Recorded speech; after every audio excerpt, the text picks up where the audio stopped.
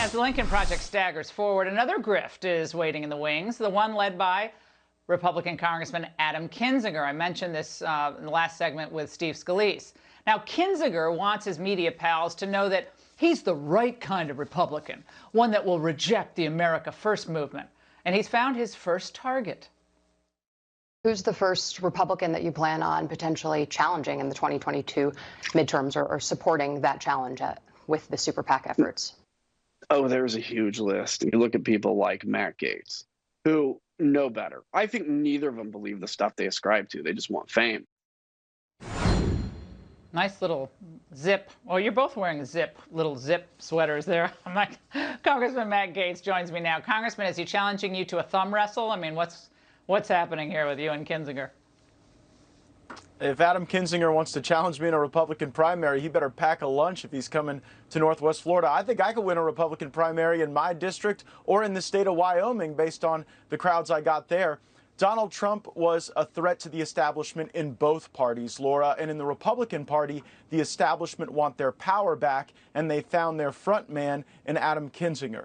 I believe we should still be the America First Party that stands against, starting wars in places that excessively entangle our country in foreign matters. I don't think we should just invite every illegal alien across our border so that corporate America can have lower wages for our fellow Americans. And I don't think we should have trade deals that benefit Wall Street but hollow out the towns and cities throughout our great nation. Well, Kinzinger is a neocon. I mean, everyone has to know. Kinzinger is a neocon. Oh, yeah. He agrees with Biden's policy to keep the troops in Afghanistan. He wants more troops probably in Afghanistan.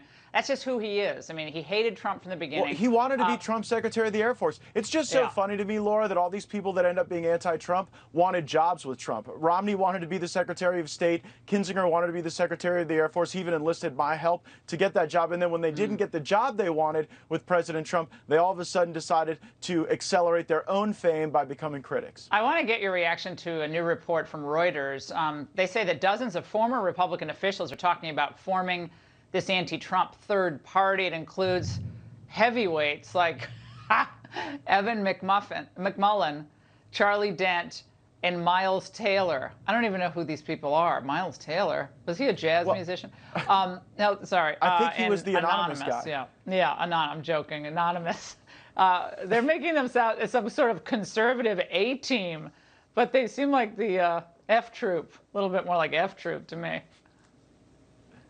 Well, we have to remember that while we don't take them very seriously, they are serious about wanting to re-exercise control over the Republican Party. And while all throughout America, it's the America First movement that dominates the politics of the right, within the 8 square miles of Washington, D.C., the establishment still has a stronghold. I mean, there's a reason that Liz Cheney got about 2/3 of the vote in the Republican conference to remain a spokesperson for a conference that she stabbed in the back. And it's because inside Washington, there is just a desire sometimes to turn over your vote card to K Street. It's the reason I'm the only Republican that doesn't take PAC money. It's very telling with Kinzinger that the way he wants to fight is not by going out in the country and interacting with voters, but establishing a Washington-based PAC. We should turn away from PACs and toward the people.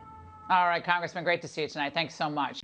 This is Congressman Matt Gaetz. If you like that video, make sure you like and subscribe to our YouTube channel, follow us on social media, and join us on our daily podcast, Hot Takes with Matt Gaetz, on your favorite podcast listening platform.